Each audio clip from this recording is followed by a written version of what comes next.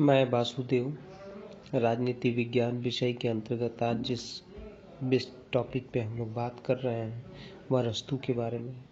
अरस्तू के संबंध में हम लोग पिछले क्लास में उनके जीवन परिचय, उनके कार्य प्रणाली, उस पर प्रभाव, राज्य के बारे में उनका क्या विचार था, इस पर चर्चा की है। आज उसी कड़ी में हम लोग आगे बात करेंगे कि अरस्तू क्रांति के बारे में क्या बताते हैं, उसके अनुसार क्रांति का क्या अर्थ है। क्या आज की क्रांति अरस्तू के विचार की क्रांति में समानता है, देखने का प्रयास करेंगे।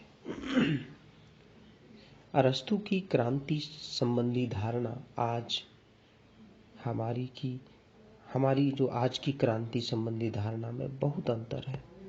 किसी राज्य में जनता अथवा जनता के किसी भाग द्वारा सशस्त्र विद्रोह का नाम ही क्रांति नहीं है। जब जनता राज्य के विरोध में विद्रोह कर देते तो उसका नाम क्रांति नहीं है। अरस्तू के अनुसार क्रांति का अर्थ जो है वह संविधान में परिवर्तन से है।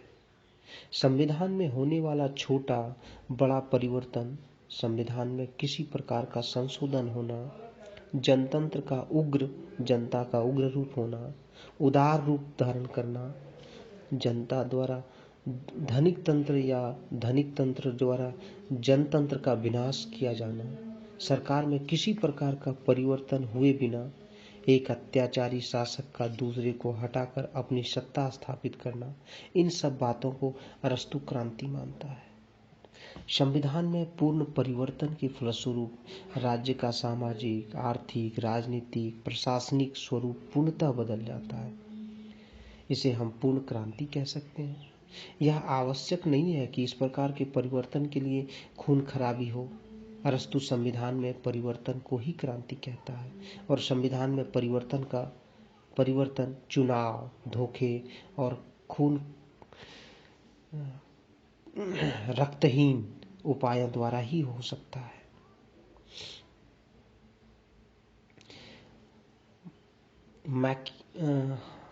मैकिलवेन अरस्तू की क्रांति के बारे में बताते हैं कि अरस्तू क्रांति को कानूनी परिवर्तन के बजाय राजनीतिक परिवर्तन अधिक मानता है।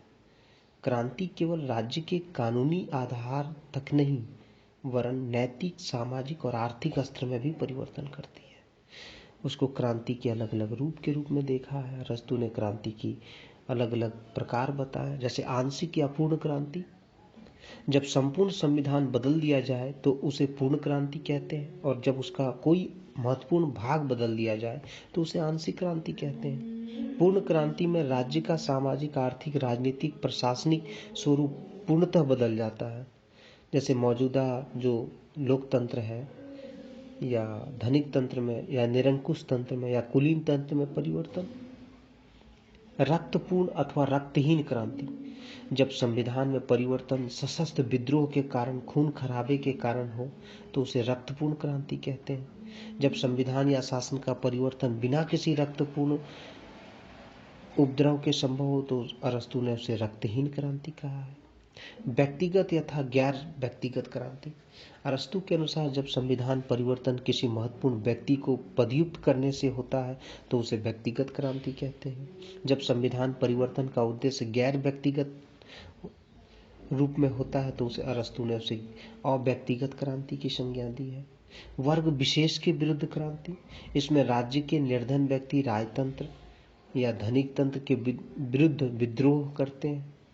धनिक तंत्र व्यक्ति राजतंत्र या जनतंत्र के विरुद्ध क्रांति करते हैं। यदि निर्धन व्यक्ति राजा या धनी व्यक्तियों के विरुद्ध कोई विद्रोह खड़ा कर देते हैं या राज्य में जनतंत्र की स्थापना कर देते हैं तो उसे जनतंत्री क्रांति कहते हैं।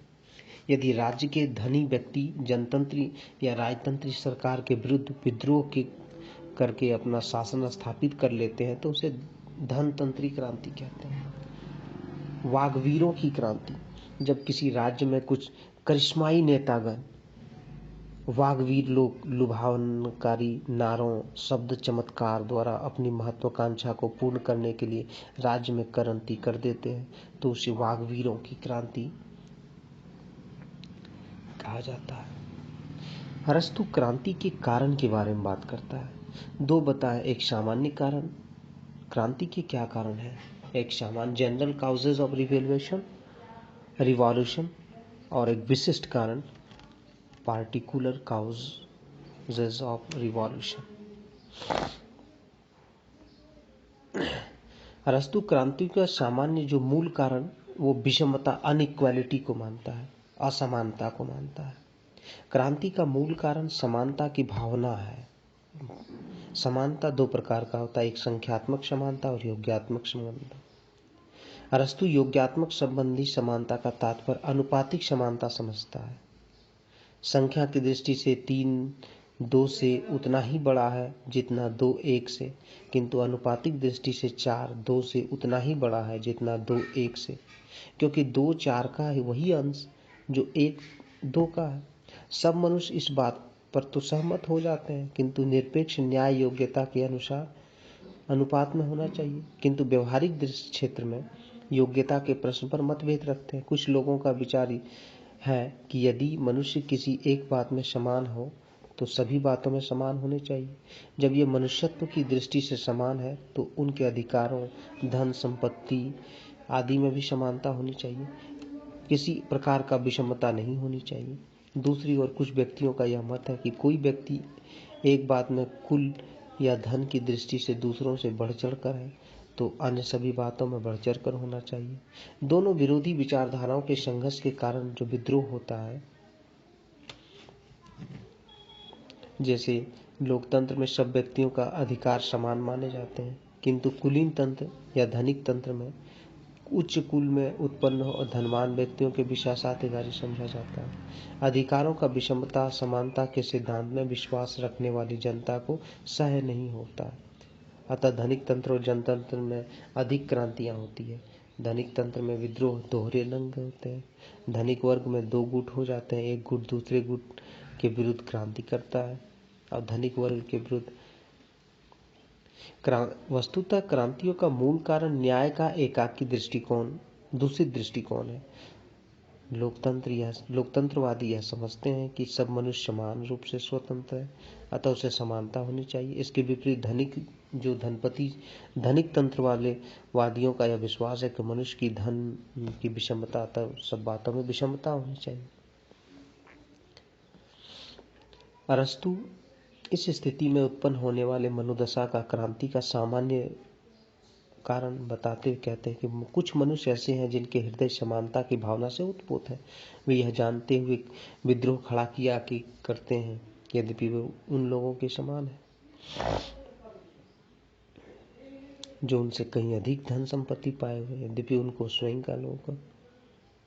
क्रांति का विशिष्ट कारण में जैसे शासकों की दृढ़ता या लालच, शासन सत्ता का दुरुपयोग, अयोग्य व्यक्तियों का शासन, मध्यम वर्ग का अभाव, आर्थिक असंतुलन, विदेशियों का बाहुल्य, सम्मान की लालसा, भय, घृणा, पारिवारिक झगड़े, शासक वर्ग की असावधानी,